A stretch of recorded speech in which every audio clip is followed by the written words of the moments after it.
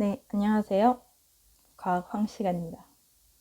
네, 오늘 이렇게 갑자기 목소리가 등장하게 된 이유는 이때까지는 쭉 더빙 프로그램을 이용해서 영상에다가 목소리를 입혀서 제공을 했는데 오늘 제공하는 내용 같은 경우에는 교과서 문제를 직접 두고 설명을 해야 되는 거라 그 더빙을 해서 입히는 것보다는 문제 풀이를 직접 하면서 목소리를 녹음하는 게 훨씬 수월할 것 같아서 일단 좀 오랜만에 시도를 해봤고요. 사실 그동안에 더빙 프로그램을 이용한 이유는 그 1학기 때 3학년 수업할 때는 그 더빙 프로그램 안 쓰고 목소리를 녹음했었거든요. 근데 그 영상을 편집을 할 때 내 목소리를 들으니까 안 되겠더라고. 그러니까 내가 내 목소리를 못 듣고 있겠는? 그러니까 그게 너무 편집을 하는 게 견디기가 어려워서 결국엔 이제 1학년 수업 본격적으로 진행할 때는 이제 네이버 더빙 프로그램을 이용했는데, 그래서 오늘 목표는 그거예요. 편집 없이 원테이크로 갑니다. 네, 그래서 지금 이 강의가 1시간짜리가 될지 아니면 뭐 2시간짜리 강의가 될지는 모르겠지만 일단 녹음을 하는 데까지는 중간에 끊지 않고 편집 없이 노편집 모드로 하여튼 제공을 해보도록 하겠습니다. 어쨌든 뭐 제 목소리 들으면서 수업을 듣게 되는 친구들한테는 미안한데 어쩔 수가 없네요. 네, 그럼 이제 우리 6단원 대단원 마무리 교재에 있는 내용을 한번 같이 풀어봐야 될 것 같은데 237쪽 한번 같이 봅시다.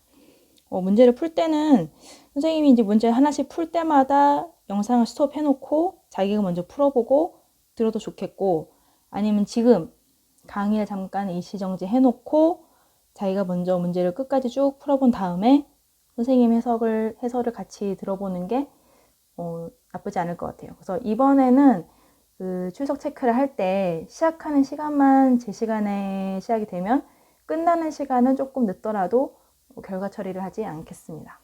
하지만 시작 시간이 늦으면 결과 처리가 되겠죠. 네.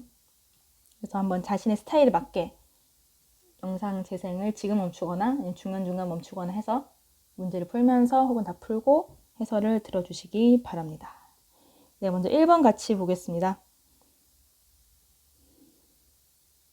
네, 1번은요. 어떤 여학생이 지금 화장실인지 어딘지 조명이 있는 곳에서 거울을 통해 자신의 모습을 보고 있는 모습이에요. 네, 1번 문제 읽어보면 그림은 거울을 통해 자신의 얼굴을 보고 있는 학생의 모습을 나타낸 것이다. 거울에 비친 얼굴을 보기까지 빛의 경로를 순서대로 나열한 것은, 네, 순서대죠. 순서하면 일단 시작점이 중요한데 본다라는 것은 중요한 3가지 요소 중에 첫 번째, 일단 빛이 있어야 됩니다. 그죠? 광원이 있어야 되고 관찰을 하고자 하는 물체가 있어야 되고 내 눈이 있어야 일단 본다는 게 완성이 되는 거니까 그 3가지 요소가 반드시 들어가게끔 순서를 정해주시면 되는데, 일단 첫 번째는 광원에서 출발한 빛, 여기서 광원은 인공광원, 전등이 있네요. 그래서 첫 번째 순서가 일단 전등에서 출발을 하겠고, 두 번째는 그냥 내가 나를 보는 게 아니고 거울을 통해서 나를 보는 거기 때문에 일단 전등에서 출발한 빛이 나에게 먼저 도달해야 됩니다. 그죠? 내 얼굴에 먼저 도달한 다음에 이 얼굴에 도달한 빛이 다시 반사돼서 거울로 또 향해 가겠죠. 그럼 그 빛을 받은 거울이 또 다시 반사를 해서 내 눈에게 시각적인 정보를 주게 됩니다. 그래서 순서는 전등, 그다음에 얼굴, 그리고 거울, 마지막으로 눈이 되겠네요. 몇 번인가요? 네, 답은 첫 번째 전등이 오고 두 번째 얼굴이 왔던 2번이 답이 되겠네요. 어렵지 않죠? 우리 전에 중간중간 형성평가 때 다 풀어봤던 유형들이니까 크게 어렵지 않을 거라고 생각을 합니다. 네, 2번 넘어가도록 하겠습니다. 2번 아주 많이 봤던 사진이죠. 그림은 빛의 성질과 관련된 현상들이다. 그리고 첫 번째 레이저 쇼 같은 경우에는 선생님이 공연할 때, 가수들 공연할 때 그 무대 효과를 많이 쓴다는 특징이었죠. 빛이 이렇기 때문에 그거를 이용해서 무대 효과를 쓴다. 두 번째 그림자 놀이 같은 경우에도 물체의 그림자가 생기려면 빛이 이렇게 물체를 지나가야만 물체가 광원 너머에 그림자가 생기는 거라고 얘기했었고, 세 번째도 이거 조금 유식한 단어 써서 이 현상 직접 설명했던 것 같아요. 선생님 사진 찍었던 거 보여주면서 이렇게 먼지가 많은 실내나 구름 사이로 이렇게 빛이 내려오는데 이렇게 빛 줄기가 보인다고 하죠. 요거 무슨 현상이라고 했던가요? 기억나시는 분? 네, 그렇죠. 바로 틴들 현상이죠. 누군가 대답했겠지. 네, 틴들 현상인데요. 요 세 가지 관련된 빛의 성질, 빛이 이렇게 되기 때문에 네, 바로 빛의 직진에 의한 현상이었습니다. 네, 빛은 조금 앞으로 쭉쭉 잘 뻗어나가는 직진, 네, 노받고 네, 직진 성질이 있는 것이 가장 큰 특징이었습니다. 3번으로 넘어가도록 하겠습니다. 3번. 같은 밝기의 빨간색, 초록색, 파란색 조명을 비출 때 왜 하필 그 수많은 색깔 중에 빨초파는 왜 선택을 했을까요? 네, 이걸 보는 순간 이거 묻는구나 바로 생각을 하실 수 있어야 합니다. 먼저 첫 번째 빨초파 이 세 가지는 빛의 삼원색에 해당하는 색깔들이죠. 네, 그래서 지금 이 세 가지 조명이 또 이게 빛의 직진에 의해서 이렇게 쭉 비춰지고 있는데 조명 각도가 한 군데에서 모이게끔, 네, 한 군데에서 모이게끔 이렇게 각도를 잘 조절해서 비추고 있는데, 일단 각각의 구역을 먼저 살펴보도록 하겠습니다. 가나다 3개의 구역이 있네요. 가 같은 경우에는 어느 빛과 어느 빛에 만나는 위치인지 그거를 알면 돼요. 요 가 같은 경우에는 빨간빛이 들어오고 초록빛이 지나가는 영역이죠. 네, 그렇기 때문에 빨강 더하기 초록을 물어보는 얘기예요. 빨강 더하기 초록이 무슨 색깔이었죠? 빨강 더하기 초록? 네, 답은 노란색이죠. 헷갈릴 수도 있겠다, 이렇게 되면. 이렇게 교묘하게. 네, 그 다음에 나 먼저 볼까요? 나 같은 경우에는 딱 보기에도 면적이 제일 넓은 게 빨간색도 지나가고 초록색도 지나가고 파란색도 지나가는 세 가지 영역이 모두 다 지나가는 구역이니까 세 가지 색깔 빨, 초, 파 네, 세 가지 색깔이 모두 더해져야 볼 수 있는 바로 흰색으로 나타나게 되겠습니다. 자꾸 그림이 사라지네요. 답은 마지막으로 볼게요. 답은 같은 경우에는 여기가 다인데 다는 빨간색은 안 지나가네요. 그렇죠? 빨간색은 안 지나가는데 초록색이랑 파란색이 지나가는 영역입을 알 수 있습니다. 따라서 파란색과 초록색이 지나가는 색깔인 둘이 더해지면 네, 청색과 녹색이죠. 그래서 청록색으로 보이게 된다는 것을 우리가 예상할 수 있겠죠. 그렇죠? 네. 다음으로 넘어가도록 하겠습니다. 4번. 그림은 거울 바로 앞에 촛불을 놓았을 때 나타난 상의 모습이다. 네, 거울 굉장히 가까이에 초가 놓여 있는 모습이죠. 이게 지금 거울에 비친 초의 모습이 어떻게 보이죠? 원래 거울이라는 거는 실제 물체를 이제 반영을 해줘야 되는데 이게 그대로 반영되고 있지 않다는 거는 상을 왜곡하고 있다는 거예요. 그럼 이 거울면이 왜곡이 됐으니까 거울 통해서 보는 촛불의 모습이 왜곡이 됐겠죠. 그러면 이제 이게 어떤 모양의 왜곡된 거울이길래 가까이 있는 초가 이렇게 보이던가. 가까이 있는 물체를 크고 바르게 보이는 거울은 무슨 거울이었던 거예요? 그죠? 오목 거울이죠? 이게 이제 오목 거울인데 이제 비슷한 원리로 용품 파는 많이 파는 그죠? 다 있는 그곳 거기 가다 보면 이제 그 거울 코너에 일반 거울과 다르게 내 얼굴 조금 더 크게 보이는 그런 거울이 있어요. 네, 그게 이제 만져봤을 때 안으로 이렇게 움푹 들어가는 오목한 모양의 거울하고 이제 미용 거울이죠. 한마디로 조금 자세하고 크게 보이기 위한 목적의 그런 거울인데 이 오목 거울에 대한 설명으로 옳은 것을 골라보라는 얘기예요. 옳은 것만 보기 위해서 모두 고르라는 거니까 답이 하나일 수도 있고 두 개일 수도 있고 세 개일 수도 있다고 얘기했었죠. 밑에 있는 보기를 먼저 볼 필요 없이 주어진 보기 문장을 먼저 보고 고릅니다. 옳은 것을 모두 고른 것은 오목거울, 자동차 전조등에 이용되나요? 전조등, 뭐 등대에 있는 그 불, 후레쉬, 후레쉬라고 얘기하면 너무 그죠? 플래시, 이렇게 손전등, 거기에 있는 그 거울 같은 경우에는 일단 빛이 멀리 쭉 나아가야 하는데 내가 빛을 나아가게 하고자 하는 쪽보다는 이렇게 퍼지는 성질 때문에 반대쪽에 이렇게 옆으로 새나가는 빛마저도 이렇게 모아서 앞으로 쭉 내보내주는 오목거울이 필요하겠죠. 담는다고 했죠. 오목한 게 담아준다고. 모아서 담아준다고.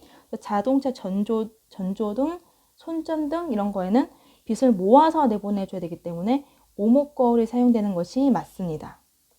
그 다음 두 번째, 넓은 시야를 제공하기 위해서 구분기에 이용된다. 넓은 시야라고 한다는 거는 거울을 비춰졌을 때 시야가 담을 수 있는 시야가 넓어진 만큼 그 시야에 담긴 상들은 크기가 작아질 수밖에 없어요. 그래서 이렇게 왜곡이 된 거죠. 거꾸로 얘기하면 상이 작아져 보이기 때문에 어떻게 넓은 면적을 볼 수 있다고 설명할 수도 있는 거니까. 그래서 이거 같은 경우에는 그 우리 길 가다가 이렇게 차선이 나눠지는 곳이나 이렇게 모여지는 곳 보면 반대편, 다른 편에서 이렇게 오는 차선까지 이렇게 볼 수 있는, 혹은 주차장에서 이렇게 사각지대를 또 볼 수 있는, 혹은 편의점이나 상점 같은 그 방범 시설이죠.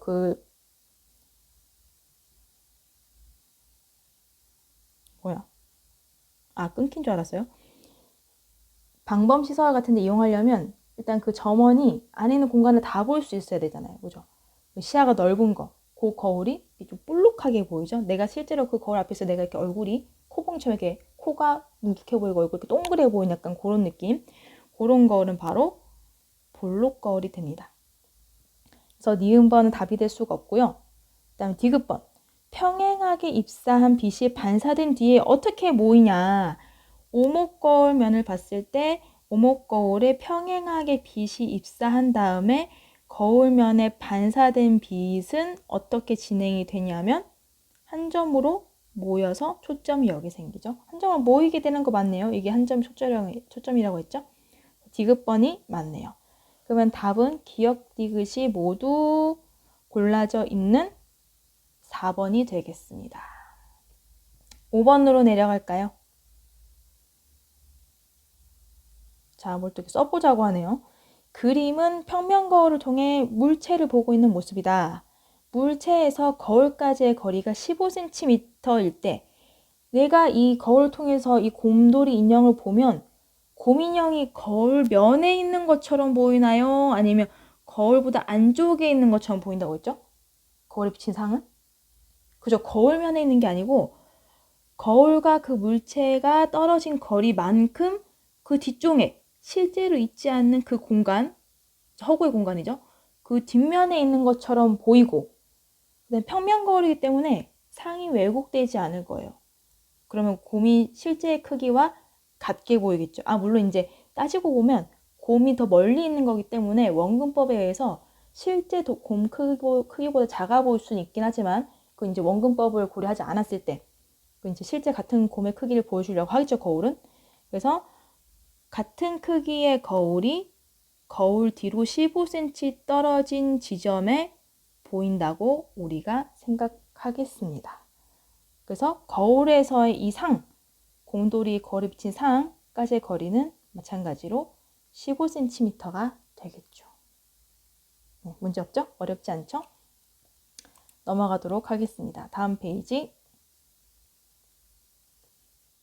네, 다음 페이지에 있는 6번 문제부터 보도록 하겠습니다. 용수철 이거 수도 없이 많이 봤죠? 수업 영상에서 아주 지겹도록 봤을 텐데 용수철을 앞뒤로 밀었대요. 이때 이제 앞뒤의 의미는 뭐냐면 사람이 여기서 용수철을 잡고 있는 거지. 사람이 용수철을 이쪽에서 잡고 있기 때문에 이 사람의 기준으로 이쪽이 앞, 이쪽이 뒤가 되는 거예요. 그래서 이제 앞뒤로 밀당하듯이 용수철을 밀어주고 당겨줬을 때 이제 모양이 나타나게 되는 것인데 구조를 살펴보면 용수철이 이렇게 옹기종기하게 모인 구간이 생기고 용수철이 이렇게 듬성듬성하게 이렇게 퍼져 있는 구간이 생겨요. 요걸 우리가 밀집해 있는 곳, 이 구간을 밀이라고 하고 퍼져 있는 곳을 우리가 소라고 한다고 했죠. 그래서 밀과 소가 이렇게 교대로 반복되는 모습이 나타나게 됩니다. 앞뒤로 밀게 되면 용수철이 이렇게 철렁철렁 하면서 밀소 이렇게 그대로 모습이 나타나겠죠. 그런 상황인데 이때 용수철의 진동 방향 그리고 파동의 진행 방향, 이거 비슷한 단어지만 다른 의미라고 했죠. 전혀 다른 의미예요. 일단 파동의 진행 방향 같은 경우에는 내가 용수철을 앞뒤로 밀었으니까 처음에 앞으로 밀면서 용수철이 쭈르륵 이렇게 진행이 나가겠죠. 그렇기 때문에 진행 방향은 일단 요 방향이 되는 거, 그림상으로 요 방향이 되는 거고, 진동 방향은 매질을 보셔야 돼요. 어떤 한 지점에는 매질. 그럼 이제 내가 이 용수철을 밀당하면서 이렇게 앞뒤로 착 밀게 되면 파동이 막 이렇게 진행하면서 어떤 지점에 막 여기 리본을 묶어놨다면 이 리본이 출렁출렁 이렇게 왕복을 운동하게 되겠죠.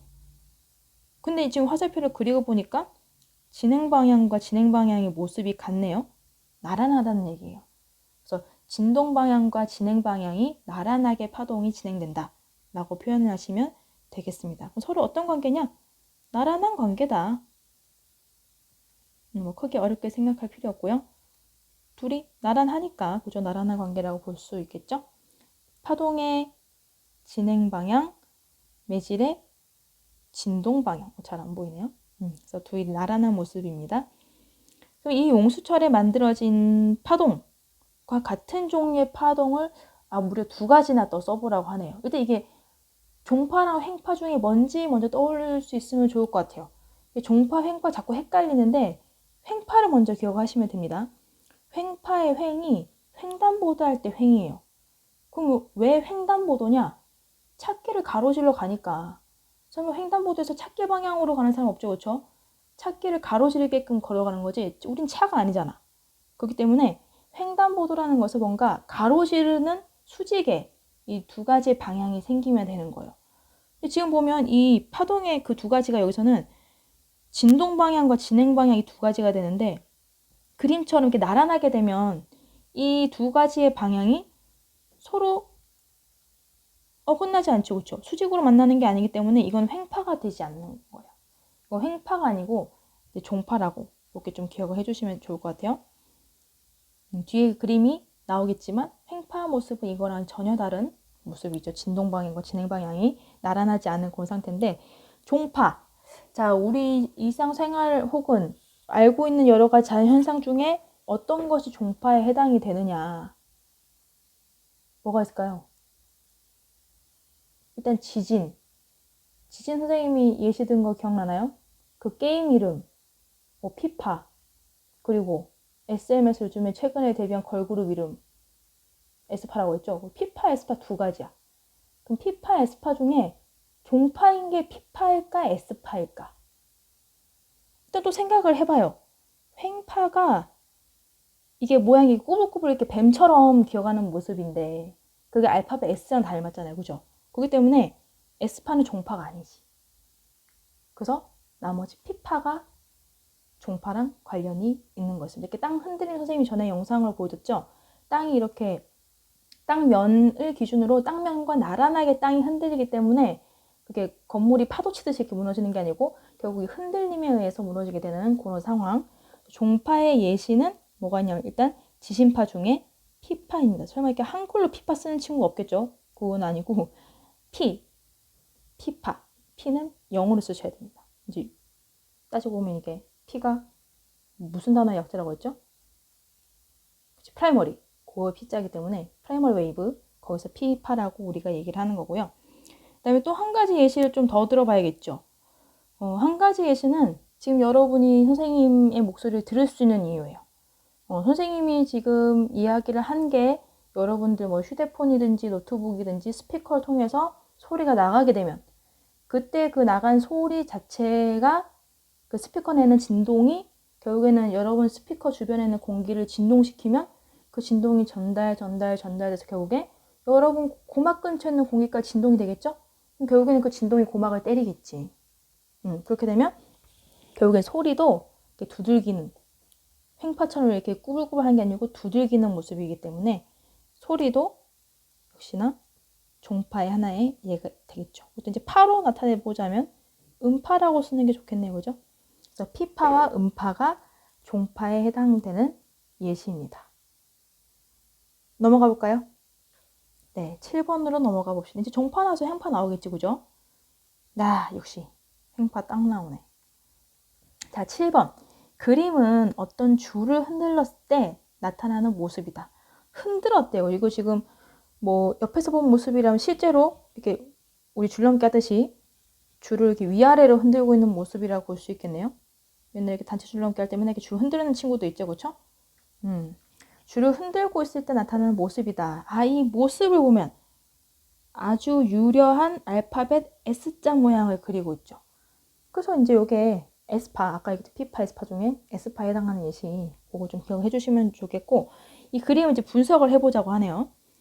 A, B, C, D, E 알파벳이 가리키고 있는 그 특징 중에 파장을 표현한 것을 찾아보래요. 파장. 뭔가 길이 길인 길인데 파의 길이야. 근데 이게 이제 가로 길이냐 세로 길이냐 그것이 중요하죠. 그래서 파장이라는 거는 파에서 이렇게 흔들리다 보면 높은 곳과 낮은 곳, 여기서 따지면 여기 높은 곳이에요, 낮은 곳이 해볼까요?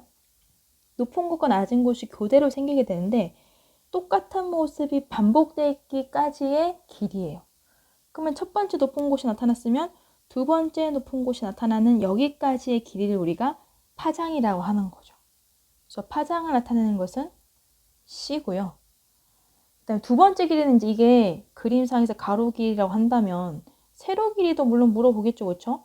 그래서 세로 길이가 진폭이 되는데 중요한 거는 뭐가 중요하다고 했죠, 그때? 여기를 오해하면 안 된다고 했었는데, 이제 많은 친구들이 진폭을 잴 때 제일 높은 데서 제일 낮은 데까지 여기까지의 길이를 진폭이라고 생각을 하는데 그게 아니고요. 요게 이제 파동이 진행될 때 파동의 중심이 있어요, 그죠? 파동의 진동 중심이 있는데 그 파동의 진동의 중심으로부터 가장 높은 곳까지의 길이나 가장 낮은 곳까지의 길이를 재시면 그게 바로 진폭입니다. 지금 그림에는 이 부분에 해당하는 길이는 없고 이제 요 부분에 해당하는 길이만 있네요. 알파벳 A가 답이 되겠죠? 정답은 A와 C입니다. 그럼 이제 그림에서 A, B, C, D, E 5개인데 A랑 C 2가지만 짚고 넘어가면 B랑 D랑 E가 너무 섭섭하겠죠? 아닌가? 딱히 섭섭할 게 없네. 그냥 아무거나 그냥 막 그려놨네요. B가 지금 보니까 가장 오해하기 쉬운 답이 이제 B냐 A냐를 많이 고민하게끔 진폭을 이제 설정을 해놨는데 B는 함정이죠, 그렇죠? 여기서 여기까지의 거리가 아니고 이 절반, 진동의 중심까지의 거리이기 때문에 B는 어떻게 보면 휘크네요. 그러면 이제 D랑 E를 이용해서 파장을 표현을 해본다면 뭐 굳이 여기서부터 시작을 해서 다시 이 지점이 오는 여기까지가 파장이니까 D는 D의 2배를 해준 파장이 되겠네. 그렇게도 볼 수 있겠죠? E는 어떤가요?